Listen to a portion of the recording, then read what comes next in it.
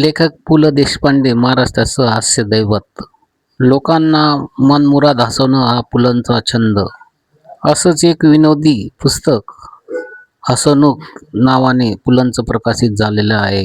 यात तुम्हाला पुणेकर व्हायचं की नागपूरकर व्हायचं की मुंबईकर व्हायचं हा लेख आहे. यात धुळे शहराचा उल्लेख त्यांनी आवर्जून केला आहे.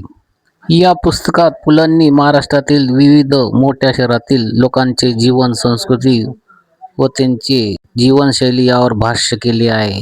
मुंबईकरांची सततची घाई व मुंबईकरांचं क्रिकेटवर असलेलं प्रेम त्यांनी या लेखात मांडलंय. तसेच नागपूरचं लोकांचा वऱ्हाडी थाटी त्यात मांडलेला आहे. पुणेकरांचा बौद्धिक अहंकारही त्यात त्यांनी मांडला आहे. लोकांचा साधेपणा दाखवण्यासाठी ते खानदेशचा म्हणजे धुळ्याचा व्यक्तीची तुलना ते पुणे, मुंबईच्या तसेच नागपूरच्या लोकांशी करतात. साधेसुधापणा हा मूलभूत स्वभाव धुळ्याच्या व्यक्तीचा आहे असं ते ठासून सांगतात. पाहुणचार हा प्रकार धुळ्यातच बघायला मिळतो. तो तुमच्या मोठ्या सिटीतल्या पुणे, मुंबई, नागपूरसारख्या सिटीत नाही बघायला मिळणार.